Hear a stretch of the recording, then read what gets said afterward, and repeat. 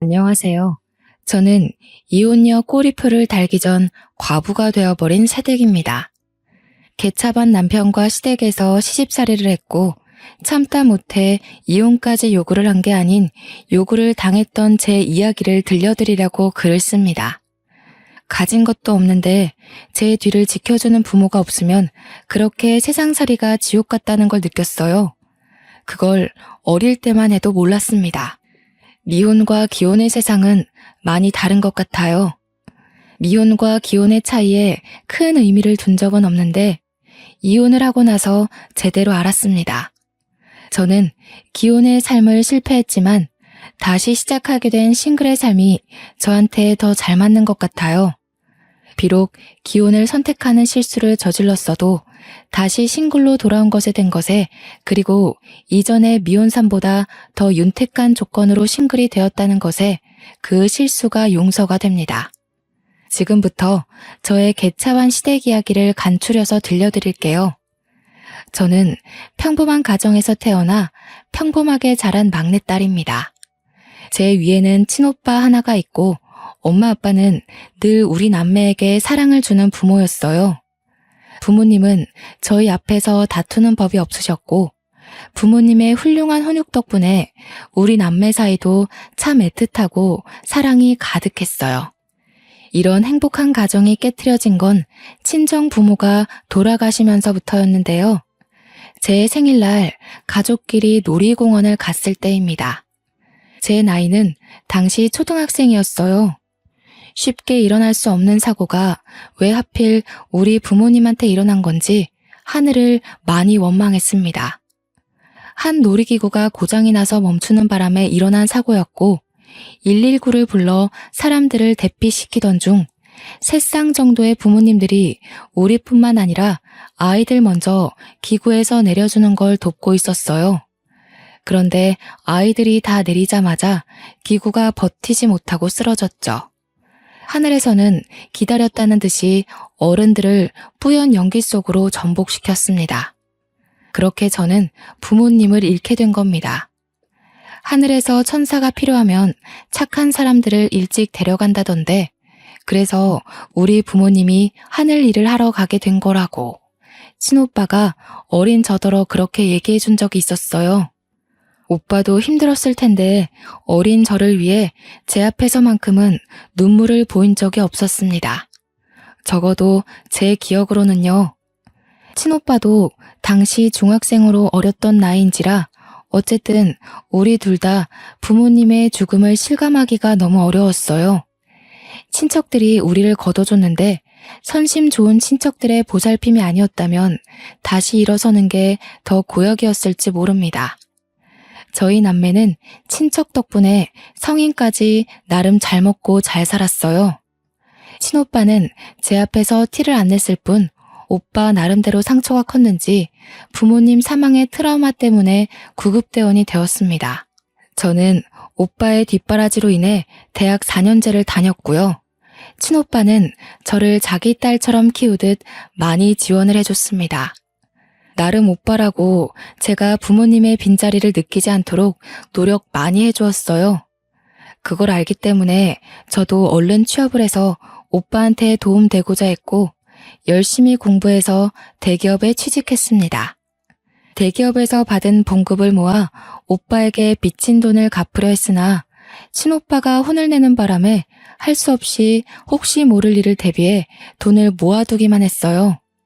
부모님이 없는 세상에서 살아야만 하는 건 정말 지옥이나 다름없는 일이었지만 이보다 더 지옥 같은 일이 있다고는 상상하지 못했습니다. 그게 바로 결혼이었어요. 다들 이렇게 사는 건지 결혼을 하면 당연히 감수해야 되는 건지 그건 모르겠습니다. 그냥 저한테는 결혼이 다신 가고 싶지 않은 길이라는 거예요. 왜 제게 또 시련이 닥치는 걸까?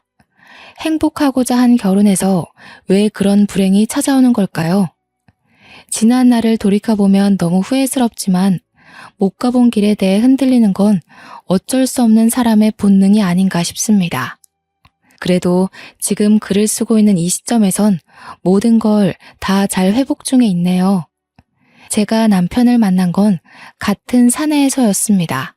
남편은 저와 같은 기수로 입사하였고 저보다 2살이 많았어요. 남편은 제 가정사를 알고도 따뜻하게 위로를 해준 사람입니다. 당시 제가 부모님 돌아가시고 공부에만 미쳐서 살다 보니까 연애를 해본 적이 없는데요. 대시하는 남자들이 있었다고 해도 관심이 없어서 다 쳐내기만 했어요. 그런데 어느 날 친오빠가 저한테 그런 말을 해주더라고요. 오빠는 네가 결혼해서 가정을 꾸릴 때까지 결혼할 생각 없어. 내가 널 혼자 두고 어떻게 다른 가정을 만들어. 그런 말을 듣고 당시에는 제가 오빠에게 가장 큰 담례를 할 수 있는 것이 결혼이라 생각했습니다.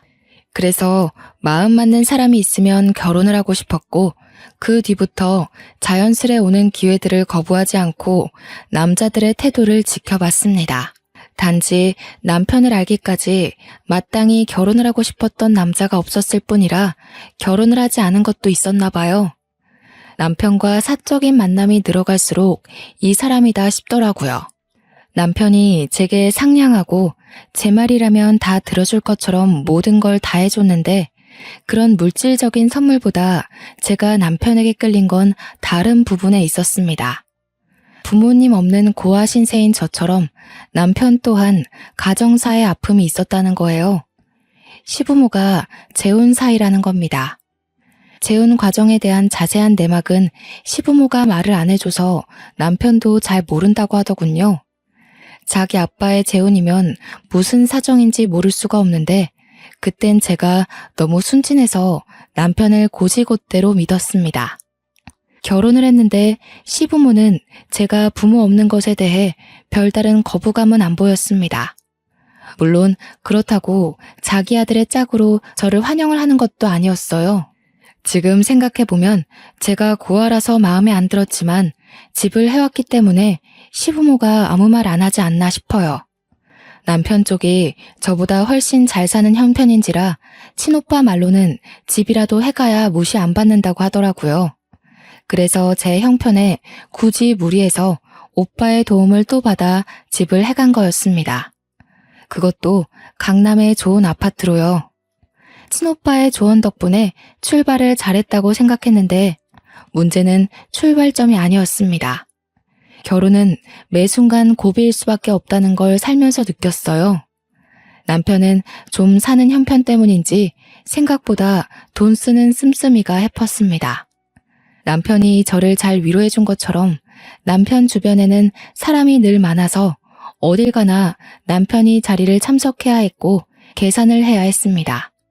남편이 여유가 되니까 그런다는 건 알겠는데 연애 때는 안 그러던 사람이 갑자기 친구들을 엄청나게 만나길래 좀 놀랐어요. 솔직히 소비 습관 보는 게 좀 불편했습니다. 저랑 오빠는 어릴 때부터 아껴야만 했기 때문에 아끼느라 제대로 돈을 쓰지도 못한 사람들이거든요. 그런데 남편은 정반대라 심지어 한두 번이 아니라서 문제라는 겁니다. 자기야, 돈 너무 많이 쓰는 거 아니야? 이번 주만 벌써 5번째 약속이잖아. 이러다 급할 때 쓸 돈 없으면 어떡하려고. 뭘 그런 걸 걱정하고 그러냐? 사정 되니까 쓰는 거지. 너 챙겨줄 돈 없을까 봐 그래? 내가 얼마나 대단한 사람인지 모르는구나. 알지. 아니, 결혼하기 전에는 안 그랬던 것 같아서. 친구도 잘 안 만나고 친구 없다고 그랬잖아. 그래서 나는 정말 자기가 나 아니면 다른 인맥은 없는 줄 알았는데. 우리 자기 왜 이렇게 순진해? 그때는 주변 인맥 끊고 너한테만 신경 쓰느라 그랬지. 내가 우리 와이프 얻으려면 그 정도는 집중해야 될 거 아니야. 목표를 잃었으니까 그동안 소홀했던 사람들한테 미안했다고 쏘는 거야. 큰 인물이 되려면 대인관계가 다 자산이거든. 남편은 자기 원래 이런 사람이었다고 저한테 다 맞춰주느라 저한테만 소비를 했던 거라고 했습니다. 몰랐던 사실이었지만 남편이 저를 위했던 마음도 그리고 자기 인맥을 관리하는 마음도 나쁜 게 아니라 좋은 마음으로 하는 건데 이 이상 더 말리기가 좀 그랬어요. 그러면서 남편이 저보고도 연애하느라 못 만났던 인맥들 관리하라고 하지만 저는 딱히 그럴 필요성을 잘 못 느끼기도 했고, 공부만 했던 사람이라서 친구가 없기도 했습니다. 그냥 그러려니 남편의 말을 넘겼죠. 근데 문제는 남편의 소비 습관이 시부모를 쏙 빼닮았다는 겁니다. 남편이 돈을 잘 버는 거지 시부모는 그저 그런 형편이었거든요. 남편의 용돈 때문에 풍족하게 살 수 있었던 것뿐이라는 거 저도 결혼 전에 남편이 말해줘서 알고 있습니다. 시부모 사는 아파트도 제가 해온 신혼집보다 집값 낮다는 것도 알고 있고요. 남편은 회사를 다니면서도 작게 투자한 곳이 많아서 저보다 수익이 훨씬 많은 사람이었습니다. 시부모는 자기 아들이 손해보는 장사로 결혼했다고 생각해서 그런지 처음에 제가 신혼집을 해왔을 때는 아무 말 않던 사람들이 한 해가 지나니까 점점 입을 떼기 시작하더라고요. 그 시작이 바로 시부의 생신이었습니다. 시부 생신 선물 때문에 시모한테서 전화가 온 날이었어요. 아들은 매달 용돈 주는 것만으로도 우리가 이미 선물 받은 거나 다름없다. 그래서 아들한테 더 부탁하긴 면목이 없고 너한테 따로 시애비 선물 기뜸해 주려고 연락했어. 아, 그러세요? 그렇잖아도 뭐 필요한 거 없나 여쭤보려고 연락드리려던 참이었는데 용돈이랑 고민하고 있었거든요. 아버님께서 따로 갖고 싶은 거 있으신가 봐요? 그래도 생일 선물인데 용돈보다는 눈에 보이는 게 좋지 않나 싶네. 다른 축하 파티나 식사 자리는 따로 필요 없고 지갑 하나면 될 것 같은데. 지갑 정도야 사드릴 수 있어서 저는 흔쾌히 알겠다고 했는데요. 시모가 따로 찾아놓은 지갑이 있다고 저한테 보내주더라고요. 그게 바로 제 불행의 시작이었다는 겁니다. 저는 그 지갑 정보를 보고 경악을 금치 못했어요. 지갑이 무려 500만 원짜리 명품 지갑이더라고요. 지갑 하나에 500이라는 것이 놀라워서가 아니에요. 그냥 생신 선물 치고는 너무 과한 금액이라서 당황스러울 뿐이었습니다. 저는 시모한테 다시 연락해서 너무 비싼 것 같다고 말씀을 드렸어요. 너는 우리한테 용돈도 안 주고 혼자 벌어먹고 있지 않니? 집 하나 했다고 두 손 두 발 놓고 있으려고 했어? 앞으로도 용돈은 내 아들만 줄 것 같으니 너더러 한 번 해줄 때 크게 해주라는 거야. 어머님, 그래도 500만 원은 제 선에서 좀 힘에 부치는 금액이에요. 다른 선물 뭐 없을까요? 제가 몇십만 원 정도는 가능할 것 같은데요. 몇십만 원? 우리 그런 건 명품 취급도 안 한다. 너가 우리 집 식구 된 지 얼마 안 돼서 모르나 본데 우리 아들 연봉 얼만지 알지? 우리가 재벌이나 다름없어. 사장 사모가 몇십만 원짜리 들고 다니면 사람들이 뭐라고 생각하겠니? 솔직히 시부모 댁이 명품을 들고 다닐 정도로 차고 넘치는 집도 아니었고 명품이 어울리는 사람들도 아니었습니다. 시부모는 남편이 사준 명품 옷이 있더라도 그걸 아낀다며 잘 꺼내 입지도 않는 사람들이에요. 남편 말로는 시부모가 자기 생각해서 용돈 달라는 소리도 잘 안 한다길래 남편이 알아서 시부모 용돈 챙겨주는 거라고 했거든요. 그런데 제가 보는 시부모는 남편이 말해준 이미지와 좀 다르다고 느꼈습니다. 욕심이 없는 사람이라고요? 글쎄요. 저는 문제가 되기 시작한 생신 선물부터 시부모의 욕심을 눈치챘는걸요. 너도 우리 아들이랑 같이 대기업 다니지 않냐?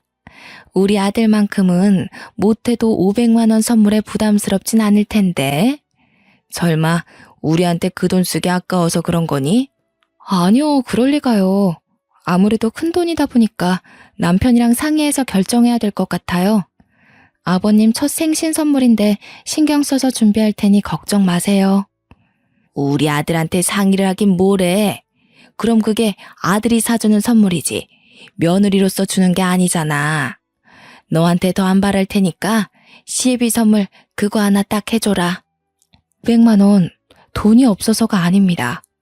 그냥 처음부터 이렇게나 값비싼 선물을 사드리면 그 다음엔 더 비싼 걸 사야 될 것 같아서였어요. 시모의 첫 부탁인데 남편한테 철저히 비밀로 하라는 시모의 말을 거역할 순 없어서 비밀은 지키되 선물은 다른 걸로 신경 써서 구매를 했습니다. 시부모가 환장하는 명품으로요. 시부 생일날 남편과 함께 시댁으로 동행했고 남편은 잠깐 통화할 때가 있다고 저더러 먼저 올라가라길래 저 혼자 시댁을 들어왔어요. 시모는 제가 선물을 사왔다는 걸 알고 되게 반갑게 반겼습니다. 저에게 속닥거리며 자기가 사오라는 선물을 사왔냐고 시부가 엄청 기대 중이라고 요란 피웠어요. 지갑을 사긴 했죠. 시모가 말한 500만 원짜리가 아니었을 뿐입니다. 저를 끌고 들어간 시모가 시부 앞에서 마치 자기가 칭찬받고 싶어 안달난 사람처럼 자랑까지 하더라고요. 당신 지난달에 명품 지갑 하나 갖고 싶다고 했죠?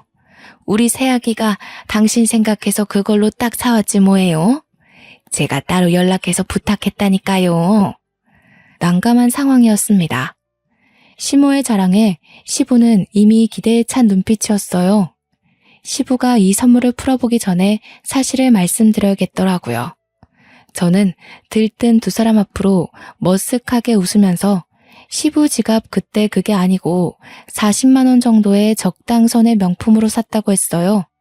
시모한테는 여건이 안 돼서 그렇게 결정한 거라고 죄송하다고 했더니 시모가 그 지갑의 가격을 알고 제 손에 쥐어진 종이 가방을 그 채로 저에게 던졌습니다.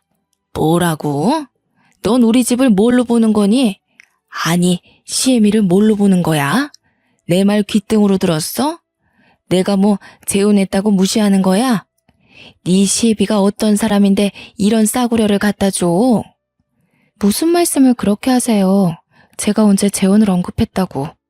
그리고 싸구려라뇨. 그것도 명품이에요. 근데 어머님, 솔직히 어머님께서 너무 선 넘는 선물을 요구하신 건 맞잖아요. 뭐야? 집 해올 때는 돈 많은 것처럼 유세란 유세는 다 부리더니 시댁에 선물 주는 게 그리 아깝든? 내가 쪽팔려서 어디 모임에서 말이나 할 수 있을지 모르겠다. 시부모는 일을 안 하고 아들 주는 용돈으로 탱자탱자 놀고 있는 사람들입니다.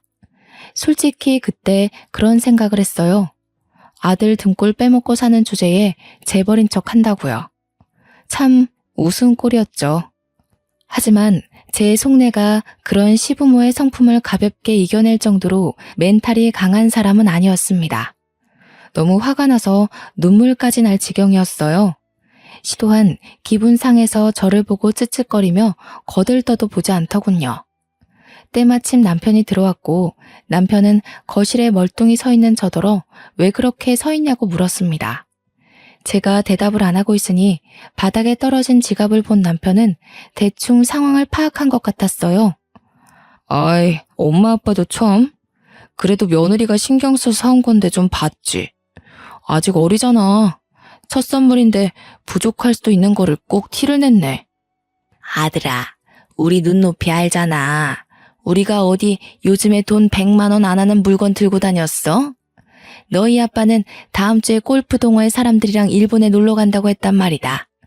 저런 싸구려를 들고 어디 어깨 펼 수 있겠니?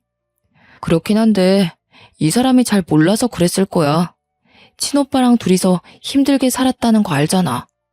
엄마 아빠가 이해해줘. 내가 잘 타일러서 다신 그런 일 없도록 할게. 남편이 시부모의 흥분을 잠재우긴 했지만 저한테는 어딘가 불편한 발언들이었습니다. 남편은 마치 저를 문제아로 보는 듯이 말을 했어요. 잘못은 시부모가 했는데 왜 시부모에게 제 행동을 이해시키는지 저야말로 이해가 안 되었습니다. 그 뒤에는 더 어이없어요. 남편은 저를 내버려 두고 시부모 기분을 풀어주려고 애교를 떨면서 자기가 선물 좋은 거 사왔다고 두 손 가득한 짐을 풀어놓더라고요. 시부모에게 옷 한 벌씩 해주는 거였습니다. 저건 저도 몰랐던 사실이에요. 제가 은근슬쩍 시부 생신 선물 뭐 해줄까 하고 물어봤을 때는 별말 없었거든요. 이런저런 서운한 게 많았지만 일단 시댁을 나올 때까진 참았습니다.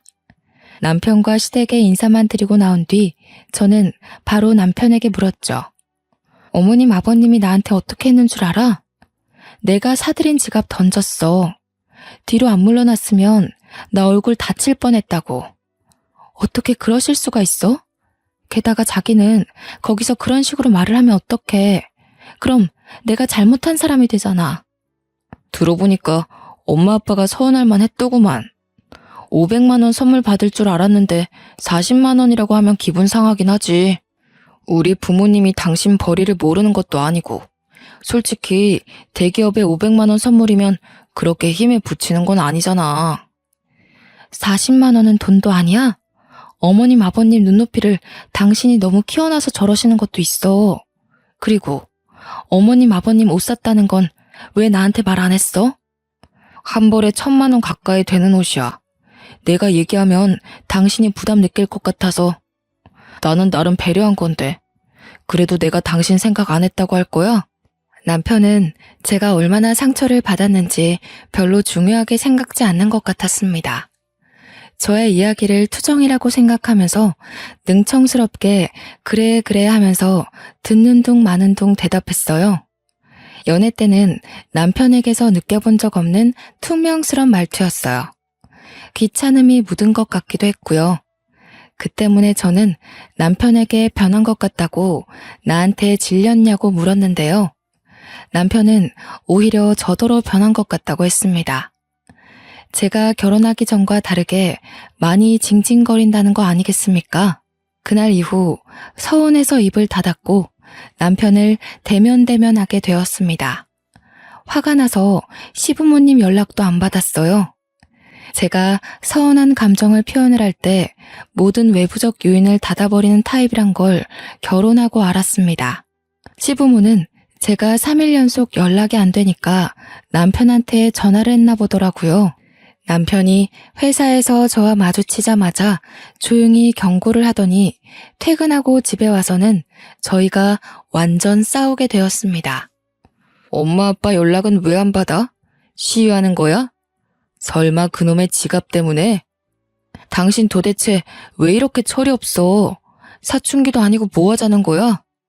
내가 그냥 넘어가면 어머님 아버님이 날 더 우습게 보지 않겠어?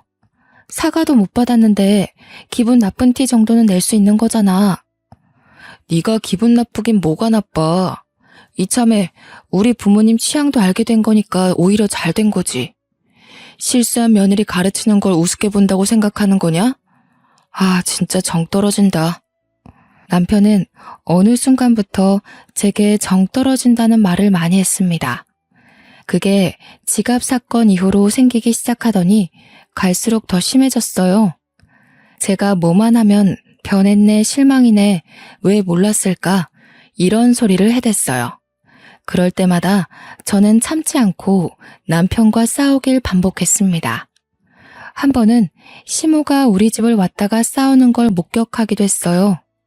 내가 부모로서 내 아들 짝을 똑바로 결정해줬어야 하는 건데 하여간 부모 없이 큰 것들은 다 이 모양이라니까. 여자가 억측스러운 게 얼마나 천박한 줄 모르는 거니? 됐어, 엄마. 내가 알아서 길들일 테니까 오늘은 그냥 가봐야겠다. 미안해. 애써서 왔을 텐데 헛걸음하게 만들어서. 당신 무슨 말을 그렇게 해? 내가 당신 애완견이야? 길들이긴 뭘 길들여. 내가 뭘 잘못했다고. 당신이 먼저 우리 오빠 흉 봤잖아. 친오빠의 우직하고 끈기 있는 구급대원 직업을 욕보인 남편에게 따지고 있던 중이었습니다.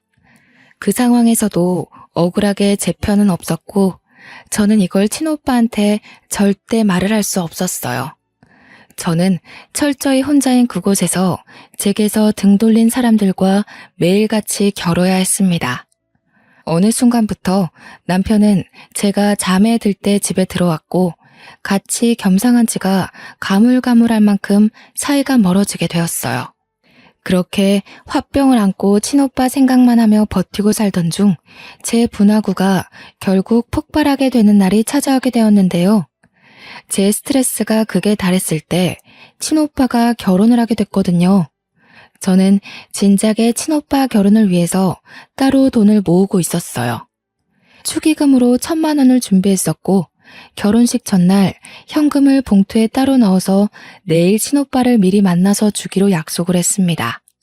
그리고 오빠 결혼식 당일이 되었을 때 아침에 준비를 끝내고 가방을 챙겼는데 분명 가방에 넣어뒀던 축의금이 어디로 간 건지 사라지고 없지 뭡니까? 남편에게 물어봤지만 남편은 모른다고 답할 뿐 잘 좀 챙기지 그랬냐면서 또 한숨만 쉬었습니다. 당시 그때는 남편과 싸울 시간이 없었어요. 졸인 마음으로 집안 구석구석 뒤졌는데도 봉투가 안 보이더라고요. 찾다가 지쳐가고 있을 때 그만 출발해야 할 시간이 임박했고 결국 저는 빈손으로 친오빠 결혼을 축하하게 되었습니다. 친오빠에게 축의금 사정을 얘기하고 미안하다 했더니 오빠가 자기는 괜찮은데 그 돈 어떡하냐고 다시 한번 잘 찾아보라고 위로해 주더군요. 그래서 집에 가서 다시 찾아봤습니다. 며칠을 찾아도 없어서 결국 포기를 해버렸는데 한날 시부모 집 근처에 갔다가 경비원이랑 얘기 중인 시부를 발견했어요. 시부가 경비원에게 지난번 문제를 일으켰던 500만 원 명품 지갑을 들고 있더라고요. 경비원에게 자랑을 하고 있었습니다. 그런데 왜 그 순간 지난날 잃어버린 축의금이 떠올랐을까요? 저는 시부에게 다가가 시부한테 지갑 사셨네요 라고 슬쩍 물었는데 소스라치게 놀란 시부가 뜻밖의 성질을 부리는 거 아니겠습니까? 그리고는 불이 나게 도망치듯 집으로 들어가길래 저도 황급히 쫓아갔습니다. 밖에서 며느리 만났어. 하필 내가 경비한테 지갑 얘기하고 있다가 그걸 얘가 봤지 뭐야. 우리가 자기 돈 슬쩍 한 걸 눈치채면 어떡해? 에이, 어디 1,000만 원이 자기만 있나? 그리고 눈치채면 어때요? 우리한테 10원 한 장 쓰는 것도 아깝다고 하는 며느리니 이렇게라도 시부모로서 용돈을 받아야지. 현관문이 스무스하게 닫히고 있었는데 완전히 닫히기 전 뛰어들어갔던지라 제가 집안에서 듣고 있었다는 걸 시부모가 몰랐던 모양입니다. 제 돈의 행방을 알게 된 저는 시부모를 큰 소리로 부르면서 버럭 언성을 높였어요. 놀란 시부모가 낮아빠지려다 말았는데 이날이 바로 제 분화구가 폭발한 날입니다. 어떻게 그러실 수가 있어요? 저희 집에 몰래 들어와서 제 가방을 뒤지신 거예요? 도둑이세요? 당장 돈 돌려주세요. 안 주시면 경찰에 신고할 거예요. 뭐야? 인정머리 없는 것. 네가 하도 짠순이처럼 돈 아끼니까 우리가 알아서 좀 용돈 탔다. 그러게 네가 우리한테 신경 쓰는 티라도 냈으면 우리가 이렇게까지 했겠어? 죄송하다고 고개 숙이지는 못할 망정 내가 이걸로 도둑 소리까지 들어야 되겠니? 네, 완전 개도둑이죠. 그 돈이 어떤 돈인 줄 알아요? 어머님 아버님이 그렇게 흥청망청 쓸 돈이 아니란 말이에요. 애도 안 하는 짓을 다 늙어서 무슨 추태인 거예요? 살다 이런 사람들 처음 보네 진짜. 뭐? 너 뭐라 그랬어? 감히 시애미한테 도둑? 추태?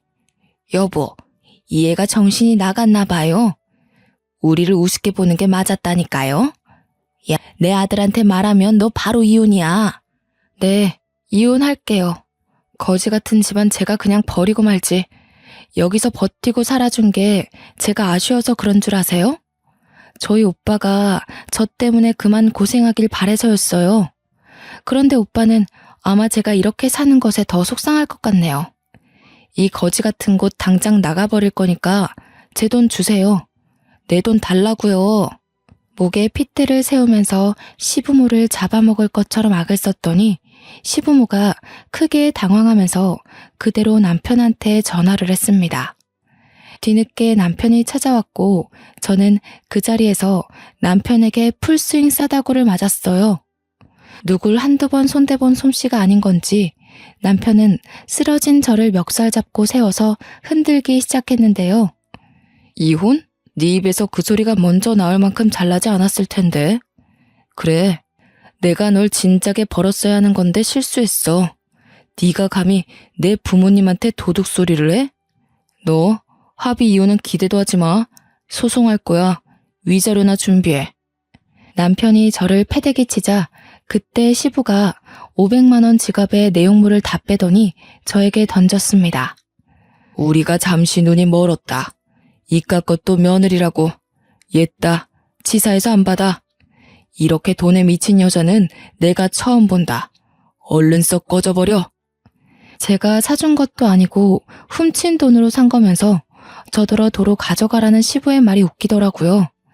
저는 굴하지 않고 그 지갑을 들고서 다시 시부에게 던졌습니다. 아버님 손때 묻은 건 더 이상 명품이 아니죠. 당신들도 돈이나 준비하세요. 진짜 돈에 미친 여자가 어떤 건지 보여드릴게요. 그래야 저도 그런 욕 먹는 게 덜 억울하지 않겠어요? 제대로 고소해 줄 테니까 기다려요. 내 전 재산을 털어서라도 당신들 쫄딱 망하게 할 거야. 그렇게 저는 집을 떠났고 여전히 친오빠한테 말하지 못했습니다. 그냥 혼자 모텔 잡아 지냈죠. 며칠간 변호사 사무실을 돌면서 소송할 방도를 알아보았습니다. 회사에서 남편을 마주치더라도 저희는 눈 한 번 마주치지 않았어요. 저희 사이를 아는 동료들은 저에게 한 번씩 싸웠냐고 묻기도 했는데 그때마다 저는 숨기지 않고 이혼할 거라고 말했습니다. 그 뒤로 동료들은 더 이상 저와 남편의 어색한 분위기를 질문하는 일은 없었는데요. 이혼을 앞두고 있다는 사실이 소문이 나서 남편 귀에까지 들어갔더라고요. 듣자 하니 남편은 이혼을 확실히 끝낼 때까지 이혼 사정을 숨기려고 했었나 봅니다. 저를 계속 비상구로 따라오라고 울음장을 놓았는데 그때마다 저는 남편을 쌩깠죠. 제게 무시당하는 게 화가 났는지 한 번은 남편이 직원들 눈을 피해서 억지로 저를 끌고 가려고 했던 적이 있었는데 제가 비명을 지르는 바람에 그마저도 실패했었습니다. 그러니까 남편은 저를 단 둘이 마주할 기회가 없었던 거죠. 그 상황에서 저는 매일같이 변호사와 면담을 하면서 소송 준비를 철저히 했어요. 그러나 이게 무슨 날벼락인 건지, 아니 이걸 내게 돈벼락이라고 해야 되는 건지 모르겠는데 저는 어느 날 충격적인 소식을 듣게 되었습니다. 남편이 회사 비상구 계단에서 굴러떨어지는 바람에 사망했다는 거 아니겠습니까? 당황스럽고 놀라운 소식이라서 급히 장례식장을 찾았는데 영정사진이 남편인 걸 보고 그제야 실감을 했습니다. 네가 어디라고 여길 찾아와? 이게 다 너 때문이야. 네가 우리 집 며느리로만 안 들어왔어도 내가 우리 아들을 잃는 일은 없었어. 내 아들 살려내. 우리 아들 살려내라고 이 여우 같은 년아. 불과 2주 전 제 뺨을 친 남편이 죽었다는 게 놀라워서 시모가 저를 원망하는 것도 안 들렸습니다. 이게 무슨 허무한 죽음이란 말입니까? 법정까지 가서 개싸움을 벌이게 될 줄 알고 정말 철저히 준비 중이었는데 죽어버리다뇨. 이건 저와 변호사님이 준비 못했던 변수였습니다. 그때 멍 때리고 있는 제게 시부가 나타나 밀치면서 불결하니까 꺼지라고 욕을 했어요. 집안에 제가 들어와서 망했다고 하면서 울부짖었습니다. 그 정신없는 와중에 순간적으로 제 눈에 들어온 사람이 있었는데요. 직장 동료들 틈에 껴서 조용히 음식을 먹고 있는 젊은 여자였습니다. 그쪽 사람들은 남편 동료 직원이기도 하면서 저의 동료이기도 했기에 몇몇은 저랑 알고 있는 사이였어요.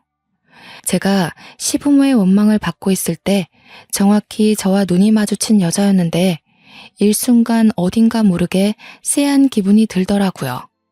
그 젊은 여자의 눈빛과 표정이 남편의 죽음을 슬퍼한다고 보기엔 어려웠고 심지어 저를 업신여기는 듯한 분위기를 풍겼습니다. 왜 그런가 했더니 다 이유가 있었더라고요. 남편이 사망했고 저희는 이혼 처리가 안 된 상황이었기에 남편 재산이 제게 상속됨과 동시에 남편 사망보험금마저 제 앞으로 되어 있어서 그 보험금까지 모조리 제게 떨어졌지 뭡니까. 남편이랑 신혼 초일 때 서로 사랑하는 마음에 사망보험금 수익자로 서로의 이름을 써서 계약했거든요. 이 때문에 저는 수익자를 당장 친오빠 쪽으로 돌려놓는 대비를 하기도 했네요.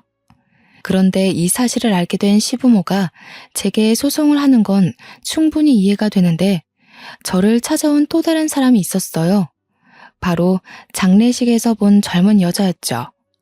장례식에서 저를 불쾌한 시선으로 쳐다보던 이유가 다 남편 재산 때문이었더군요. 뻔뻔하시네요. 우태 씨랑 하루가 멀다 하고 다퉈놓고 우태 씨 목숨값을 가질 자격이 있다고 생각해요? 그 돈 원래 제 거예요. 우태 씨가 다 제 앞으로 돌리겠다고 했었거든요. 역시나 이 여자는 다름 아닌 남편의 상간녀였던 겁니다. 남편이 제게 정 떨어졌다고 주구장창 얘기할 때부터 시작했던 사이인 듯 했습니다. 그걸 눈치채자마자 저는 몰래 휴대전화 녹음기를 재생했어요. 이미 제 주머니로 떨어진 돈은 수두룩했지만 아직 혼내줄 사람이 더 있는 것 같았거든요. 우태 씨, 사고 나기 직전까지만 해도 나랑 있었어요. 나랑 매일 비상구 계단에서 만났거든요. 우태 씨는 사모님한테 마음 뜬 지 오래예요. 사모님이랑 이혼하는 것도 저는 진작에 알고 있었어요. 갑자기 일이 틀어지는 바람에 우태 씨가 재산이나 보험금을 저한테 못 돌린 거라고요. 그러니까 염치 없이 그 돈 다 먹을 생각하지 마시죠. 주인도 아니면서. 솔직히 자격 없잖아요. 그러게요. 본부인이라면 남편이 바람피는 것 정도는 눈치챌 수 있어야 했는데 제가 본처로서 부족했어요. 그렇다고 이렇게 친히 찾아와서 도와줄지는 몰랐네요. 근데 남의 돈 탐내기 전에 자기 수중에 돈이나 잘 지켰어야죠. 그렇게 텅텅 빈머리로 어떻게 우리 회사 합격했는지 모르겠네요.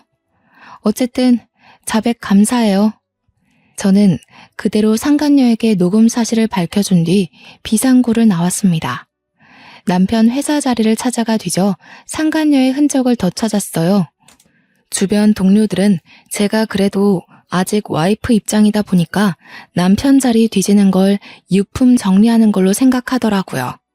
그 덕에 저는 편하게 상간녀의 흔적을 다 찾아낼 수 있었습니다. 손쉽게 상간녀 소송을 진행했고 시원하게 마무리가 될 줄 알았던 시점에 시부모가 저를 맞고소했더라고요. 자기 아들 재산이 왜 저한테 다 떨어지는 거냐고 부당하다고 소송을 한 거 아니겠습니까? 하지만 그건 어거지였을 뿐 당연히 기각될 수밖에 없었습니다. 억울하다고 하더라도 법적으로 제가 상속순위 1위인 건 사실이었으니까요. 이도저도 안 되니까 끝내 자신들의 처지를 인정하고 만 시부모는 이제 저한테 눈물로 호소를 하기 시작했습니다. 제발 새아가, 우리는 아들 없으면 먹고 살 돈이 없어. 우리 이대로 굶어 죽는다고. 아들이 생활비 다 대줬는데 네가 다 가져가 버리면 우리는 뭘 먹고 살겠니? 부탁이다. 제발 우리 아들 재산 좀 돌려다오. 재벌 사모라고 큰 소리 치셨잖아요. 재벌이 되려면 아들 돈이 없어도 두 분이 떵떵거릴 수 있어야 하는 거 아닌가요? 보세요. 두 분은 그냥 돈 껍데기만 걸치고 있던 거지였던 거예요.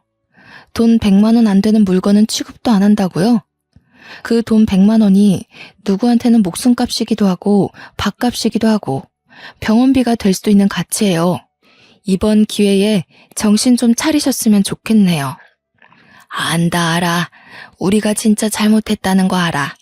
평생 반성하면서 살 테니까 한 번만 용서해주면 안 되겠니? 네가 이번만 우리를 도와준다면 더는 며느리 욕하는 일은 없을 거다. 제가 며느리 내려놓은 지가 언젠데요. 저는 차라리 두 분이 제 욕하시는 게 편했어요. 덕분에 모질게 떼어낼 수 있으니까요. 1,000만 원 훔쳐간 거 도둑으로 신고 안 하는 게 제가 보여줄 수 있는 최대한 자비예요. 아드님 재산은 1,000만 원 훔친 이자로 받았다고 생각할게요.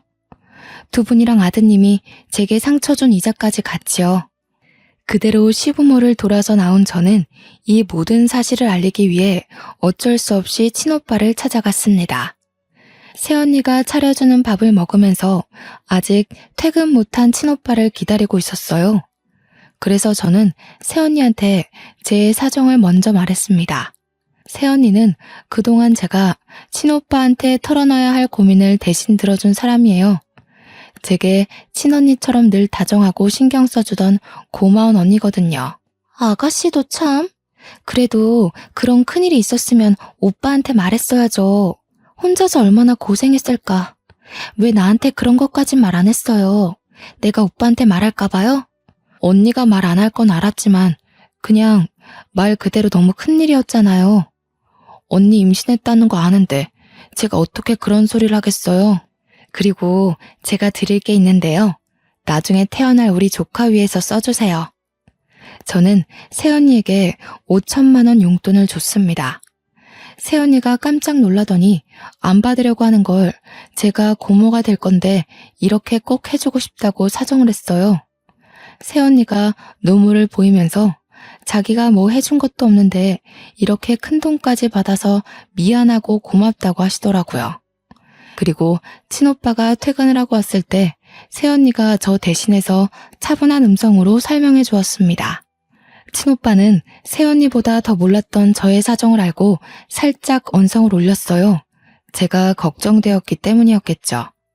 새언니의 다독거림과 저의 깊은 반성 때문에 오빠는 금세 놀랐던 마음을 가라앉히고 저를 안아줬습니다. 자기가 친오빠로서 물려준 게 잘못이라며 자기 탓을 했죠. 그리고 저는 새언니한테 5천만 원을 준 것처럼 친오빠에게 돈 얘기도 하였습니다.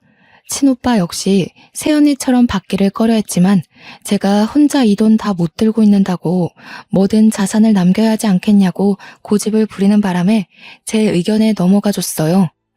남편 덕분에 순식간에 떼부자로 싱글이 된 저는 친오빠한테 빚졌던 마음을 갚는다고 오빠랑 새언니를 위해 더 큰 집을 계약했어요.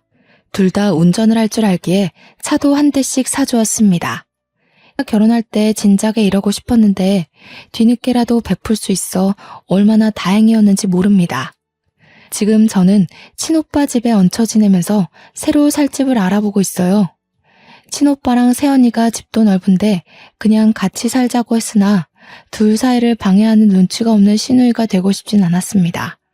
그래서 근처에 집을 구하는 걸로 합의를 봤어요. 그리고 제가 전화번호를 바꾼 게 아니라서 가끔씩 전 시모한테 문자가 왔는데요. 시모가 시부의 불륜녀였더라고요. 지금 시부가 옛날 버릇 못 버리고 또 바람나서 자기를 버렸다는데 집에서 쫓겨나는 바람에 시모가 갈 데가 없다고 하지 뭡니까. 그리고 늙은 나이에 일할 데도 없고 능력도 없어서 단순 노동을 하는 것 같더라고요. 시모가 자기는 이런 데서 더 일 못한다고 저더러 계속 재산 3분의 1만 달라고 하길래 스팸 처리해버렸습니다. 정말 개판인 사람들이 아니지 않나요? 제가 어떻게 저런 호랑이 굴에 들어갔는지 모르겠네요. 아무것도 모르고 들어간 게 어쩌면 다행이라고 생각해야겠어요. 원래 시부모가 개차반인 사람들이었지만 시부모에게 들은 욕 중에서 아직까지 제 마음에 남아있는 말이 있었는데요. 바로 부모 없는 자식들은 다 이 모양이냐는 말이 유독 강하게 남아있어요. 괜히 하늘에 계신 엄마 아빠를 욕먹게 한 것 같아서 그게 결국 제 탓 같아서 자책을 하기도 한답니다. 친오빠한테는 말 못한 상처라서 저 혼자 추스르고 이겨내야 되는데 청취자분들께서 응원 한마디씩만 해주실 수 있나요? 제가 한 번씩 약한 생각을 할 때가 있어서 이렇게 다른 사람들에게 억지로 위로를 끌어내네요. 그래도 지금은 이혼하기 전과 비교할 때면 제 앞에 또다시 기회가 온 거나 마찬가지 아니겠습니까?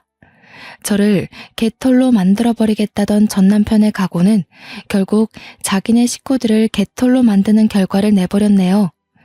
역시 신은 공평하다는 말이 괜히 나온 게 아니라고 봅니다. 앞으로 저는 새로운 주어진 기회를 감사히 생각하면서 더 열심히 살아보려고요. 길었던 제 이야기 시간 할애해서 들어주신 거 정말 감사드리고 모두 행복하시길 바랍니다.